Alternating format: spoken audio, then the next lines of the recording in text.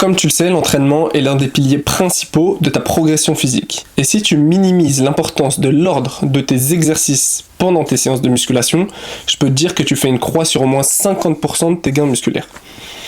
Aujourd'hui, je voulais te parler rapidement de l'ordre des exercices et de son importance et surtout comment placer tes exercices dans tes séances de musculation.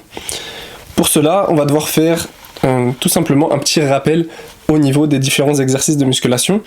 Parce que oui, tout le monde sait qu'il y a différents types d'exercices, mais en réalité, il y a beaucoup plus de différences entre les exercices que ce que tu ne crois. Les premières distinctions qu'on va devoir faire, ça va être mono-articulaire contre polyarticulaire. Donc les exercices mono-articulaires, donc qu'on appelle aussi exercices d'isolation, c'est des exercices qui vont, comme leur nom l'indique, recruter une seule articulation. Donc par exemple, le leg extension, on a uniquement le genou qui fait un mouvement de extension flexion, ok.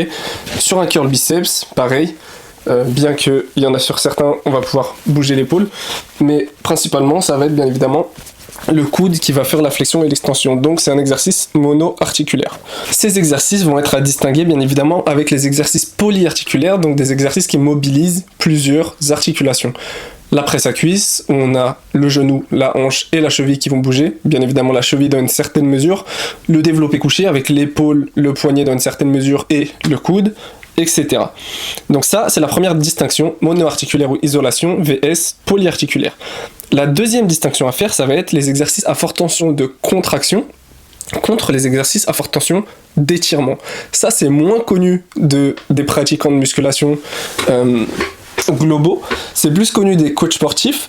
Un exercice à forte tension de contraction, donc je vais reprendre l'exemple du curl biceps. Forte tension de contraction, ça va être quand la tension maximale sera placée bien évidemment au moment où le muscle sera le plus raccourci possible, donc le plus contracté possible, alors qu'un curl biceps à forte tension d'étirement sera un curl biceps où la tension maximale sera appliquée au moment où le biceps est en position d'étirement. Ok. Donc, comment faire? Tout simplement, je dis tout simplement, c'est un petit peu plus complexe, mais par exemple, sur un curl biceps à la poulie, si la poulie, donc le cap de la poulie, forme un angle de 90 degrés avec l'avant-bras au moment où il est étiré, eh ben, ce sera un exercice à forte tension d'étirement, parce que c'est quand le câble est à 90 degrés que la tension max est appliquée. Alors que si le câble est ici, sur un angle droit avec l'avant-bras, lorsque je suis en position contractée, ce sera la tension maximale en position d'étirement, ok, de contraction, excuse-moi. Maintenant, la dernière distinction, moi ça c'est beaucoup plus subjectif et propre à chacun, ça va être point faible vs point fort. Les exercices qui recrutent tes points forts vs les exercices qui recrutent tes points faibles. Et ça va avoir une importance globale, tu t'en doutes, dans tes séries, enfin dans tes séances plutôt, parce que si tu places tes exercices qui recrutent tes points forts avant tes points faibles, tu vas faire un trait sur un potentiel rééquilibrage que tu vas pouvoir faire entre tes points faibles et tes points forts. Ok. Maintenant, comment concrètement placer tes exercices dans tes séances de musculation? Il va falloir savoir quelque chose, c'est que tes exercices mono-articulaires à forte tension de contraction, donc par exemple un curl biceps à forte tension de contraction ici, vu que c'est mono-articulaire, il aura beaucoup moins d'impact sur ton énergie, donc sur ton énergie nerveuse et musculaire. Il aura beaucoup moins d'impact dessus qu'un exercice à forte tension d'étirement polyarticulaire. Donc par exemple sur le biceps, c'est assez compliqué d'en trouver, mais on va prendre l'exemple des quadriceps.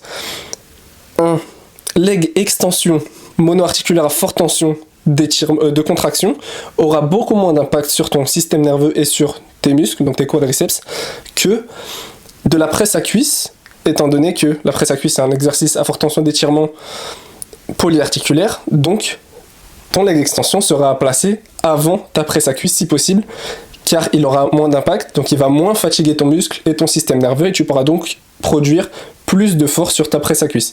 Alors que si tu faisais l'inverse, si tu mettais ta presse à cuisse avant ton leg extension, sur ton leg extension, tu n'auras quasiment plus d'énergie pour produire un effort suffisant pour déplacer la charge que tu aurais pu déplacer si tu l'avais mis avant.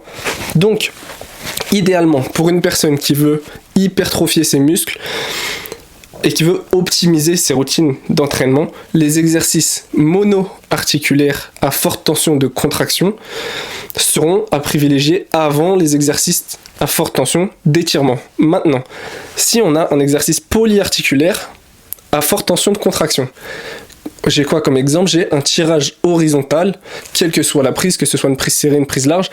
Sur des tirages horizontaux, à la poulie, on va avoir une forte tension de contraction. Cet exercice sera à placer avant un exercice à forte tension d'étirement et potentiellement polyarticulaire. Qu'il soit polyarticulaire ou pas, dans tous les cas, c'est surtout la tension qui va prendre l'avantage. Donc, si on prend pas en compte monoarticulaire et polyarticulaire, forte tension de contraction toujours avant la forte tension d'étirement, histoire de minimiser la fatigue nerveuse et la fatigue musculaire et pouvoir être le plus puissant, le plus fort et le plus productif possible sur chaque exercice. Que ce soit un débutant, enfin que tu sois plutôt un débutant, un confirmé, un intermédiaire, si tu fonctionnes comme ça, tu vas du coup optimiser ta productivité sur chaque exercice et donc aller tirer le meilleur de toi-même et le meilleur de chaque exercice. Voilà, la dernière chose que je voulais te dire du coup, c'est quelque chose que j'ai un petit peu évoqué tout à l'heure, ça va être point faible vs point fort. Si tu as un point faible épaule et un point fort pec, logiquement, tu vas faire tes exercices d'épaule avant tes exercices pec.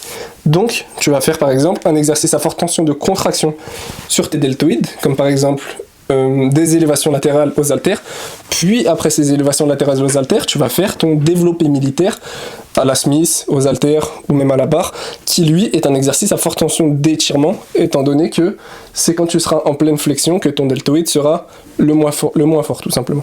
Ok ? J'espère que j'ai été assez clair. Si tu as la moindre question, n'hésite pas à mettre un petit commentaire ou alors à m'envoyer un petit DM sur Instagram et on échange sur tout ça. En tout cas, comme je te l'ai dit, l'ordre de tes exercices est primordial si tu veux vraiment recruter au maximum tes muscles et avoir tout simplement l'hypertrophie la plus élevée possible. Je te souhaite une excellente journée. Je me répète, mais envoie-moi un DM ou commente si tu as la moindre question et je te dis à la prochaine.